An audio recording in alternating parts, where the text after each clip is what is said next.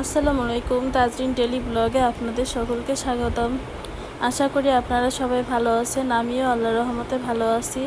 আজ নতুন একটা ব্লগ নিয়ে আপনাদের মাঝে উপস্থিত হলাম।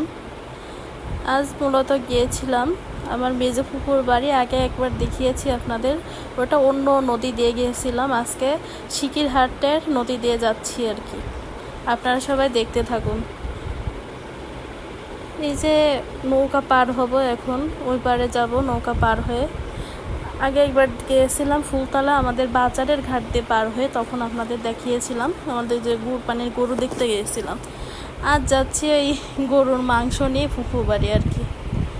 দেখতে থাকুন, আমাদের সাথে থাকুন সব সময়।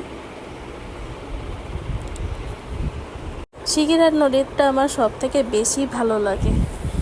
এখানের আশপাশের প্রকৃতি অনেক সুন্দর আর কি। সবাই যে এখানে আপনার পারাপারের ব্যবস্থা আছে এখানে, সরাসরি আপনার সিকিরহাট ঘাট পার হয়ে ফেরিতে কালনা হয়ে ঢাকায় যাওয়া যায়। আবার নড়াইল যারা যায় তারা এই পথ দিয়েও যাইতে পারে, নড়াইলও কাছে এখান থেকে। এভাবে আর কি আমরা যাচ্ছিলাম মূলত আমার ফুফু বাড়ি। আগে গিয়েছিলাম, এমনি আগেও বলছি যে আগে গিয়েছিলাম অন্য পাশ দিয়ে ফুলতলা বাজার পার হয়ে ওই ঘাট দিয়ে গিয়েছিলাম। এবার যাচ্ছি একটু ভিন্ন পাশ দিয়ে আর কি। সব পাশ দিয়ে আমার ফুফু বাড়ি যাওয়া যায় নদী পার হয়ে আর কি। এখন এবারের যাত্রা আমরা পথে যাওয়ার কিছুটা মুহূর্ত আপনাদের মাঝে শেয়ার করব, এইটাই আর কি। এই যে সে অনেক ভাবটাপ নিচ্ছিল দাঁড়ায়, যে নৌকাটা ভিড়েই আনতে পারতেছে না। অনেক চেষ্টা করে করে তাই খানিক্ষণ প্রায় এখানে আধা ঘন্টা লেগে গিয়েছে নৌকা আসতে, ভিড়াইতে আর কি। ঢেউ ছিল এই জন্য না কি বুঝলাম না, প্রায় আধা ঘন্টা সময় লাগিয়েছে নৌকাটা আসতে। মানে ঘাটে চলে এসেছে কিন্তু ভিড়াইতে আর কি, যাকে বলে ভিড়ানো আর কি, ঘাটে ভিড়াইতে আধা ঘন্টা লেগে গেছে। একবার আসে আবার যায়, একবার আসে আবার যায়, এই করে করে আর কি। পরে এই যে আমরা ভ্যানে বসেছিলাম সবাই। কি যে পরিমাণ গরম! আজ কতদিন, ঈদের আগের দিন মনে হয় বৃষ্টি হয়েছে খুলনাতে, তারপর থেকে আর বৃষ্টি নাই। কি ভ্যাপসা গরম! এই দেখেন এই যে নৌকা ভিড়াইতেই পারতেছে না, একবার এদিক টানে একবার ওই দিক টানে। প্রায় আধা ঘন্টার পর তারপর এটা নৌকাটা ভিড়াইছে ঘাটে আর কি। এটা জোয়ারের কারণে না কোন কারণে সেটা বুঝলাম না। এটা আসার সময় হয়েছে একই কাহিনী, আসার সময় হয়েছে, বেরোতে খুবই কষ্ট হয়েছে, যার সময় একই কাহিনী। আর কি করার, প্রকৃতির মুহূর্ত অনেক সুন্দর লাগে আর কি। প্রকৃতির মাঝে কিছুটা সময় কাটালাম আর কি। এই নিয়ে ছোটোখাটো একটা ব্লগ। সব যে গাড়ি ফেরিতে পারাপার হবে ওইগুলা, গাড়ি ট্রাক অনেক কিছু আছে, ওগুলো সব ফেরিতে পার হবে। ফেরি আমরা আসার একটু আগে ফেরি চলে গিয়েছি, নাই ওতে যেতে পারতাম আর কি। পরে এখন কি করার, নৌকা দিয়ে যাব। এই যে ভিড়াচ্ছে নৌকা। ঈদে কে কেমন কাটালেন সবাই কমেন্টের মাধ্যমে জানাবেন। আমাদের মোটামুটি কাটছে। এই যে অনেক লোক সবাই অপেক্ষা করতেছে নৌকার জন্য, কেউ কেউ অপেক্ষা করতেছে ফেরির জন্য, ফেরিতে যাবে আর কি। পরে এখানে দুইটা গরু দেখলাম মারা গিয়েছে, নদীতে ভাসিয়ে দিচ্ছে, তাই আপনাদের সাথে একটু শেয়ার করলাম। এটা নাকি পাশেরই এই যে নদীর ওপারে একজনের গরু, মনের একটা গরু মারা গিয়েছে নদীতে, যে ভাসিয়ে দিচ্ছে। পাশে আর একটা ছোট গরু ছিল, কার যে কুরবানির গরু আল্লাহ জানে, এরকম মারা গেছে। কত টাকা লস আর কি। এই দেখতেছিলাম আর আপনাদেরকেও ভিডিওর মাধ্যমে শেয়ার করলাম। এই দেখেন এই যে কচুরিপানার মধ্যে কিন্তু আরও একটা গরু, আর ওই আর একটা গরু, দুইটা গরু যাচ্ছে এখন ভেসে। কত লাখ লাখ টাকার গরু, দুঃখ লাগে আর কি। এটা চাষিদের ক্ষেত্রেও অনেক আছে, ওরা অনেক সময় এই যে ইঞ্জেকশন দিয়ে গরুটারে মোটা চাঁদা করতে চায়, তখন এই প্রবলেমটা হয় আর কি। পরে ওই পার থেকে আরেকটা নৌকা চলে আসলো, এবার দেখলাম কি বাঁশের ভেলার মতো করে দুইজন যাচ্ছে নৌকা চালিয়ে। এটা একটু ভিডিও করলাম আপনাদের মাঝে। এরকম অনেক দিন দেখা হয় না আর কি। আগে দেখছি ছোট থাকতে, এখন আর দেখা হয় না। হচ্ছে আরেকটা নৌকা চলে আসলো। এটা কি বলে, নৌকা নাকি আমি সঠিক জানি না আর কি।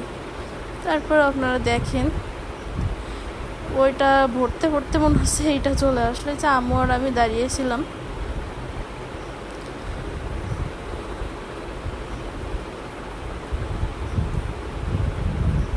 আমার আমি দাঁড়িয়েছিলাম, আমার ভাই আছে ওখানে ভ্যানে বসেছিল আর কি।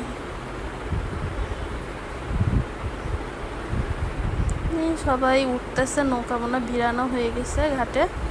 এখন ওই যে সবাই উঠতেছে এক এক করে, আমরা উঠে যাব এখন নৌকাতে। অনেক টাইম লাগলো, প্রায় আধা ঘন্টারও বেশি টাইম ঘাটে এসে অপেক্ষা করতে হলো। এরকম হয় না সচরাচর। আজকে এরকম মাঝি এক্সপার্ট না নাকি কিছু বুঝলাম না আর কি।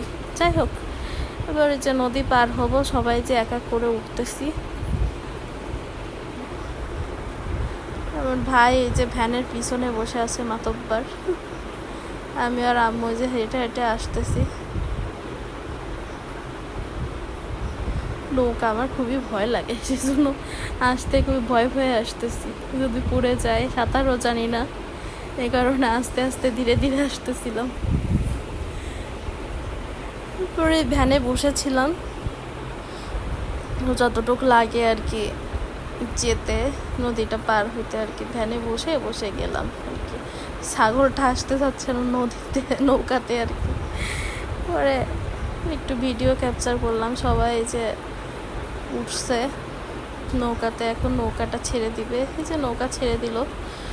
পরে এই যে ফুফু বাড়ির উদ্দেশ্যে যাচ্ছি আর কি ভ্যানে করে।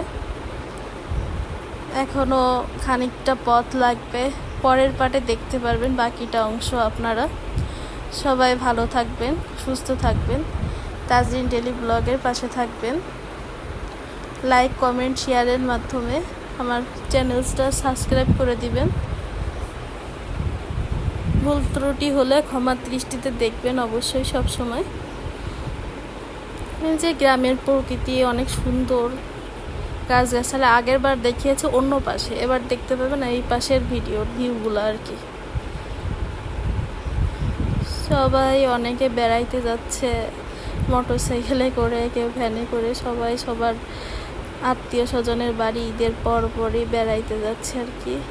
আমার যাওয়ার কথা ছিল না, তারপরে ভাবলাম যে আমার ভাইয়ের দিয়ে আসার কথা ছিল মাংস, কিন্তু ওই দিনকার যেতে পারি নাই। ও অনেক খাটাখাটনি হয়ে গেছিলো প্রচুর পরিমাণে। পরে বলছে যে আরেকদিন যাবেন, তো ভাবলাম যে সবাই একসঙ্গে গিয়ে দিয়ে আসি আর একটু ঘুরেও আসি ভ্যানে, এই আর কি। এটা পাশেই মনে হয় নড়াইলের পথ আছে ওইদিকে আর কি। নড়াইল যাওয়া যায়, এখান থেকে সবাই গাড়িতে উঠে নড়াইল যায় আর কি। আর কাল না হয়ে ঢাকায়ও যাওয়া যায়। এখন দুই পাশে যত দূর যাবেন গাছগাছালি, ঘের, নদীর আর কি। নদী বলতে এগুলো মাছের খামার আর কি করা, এই আর কি।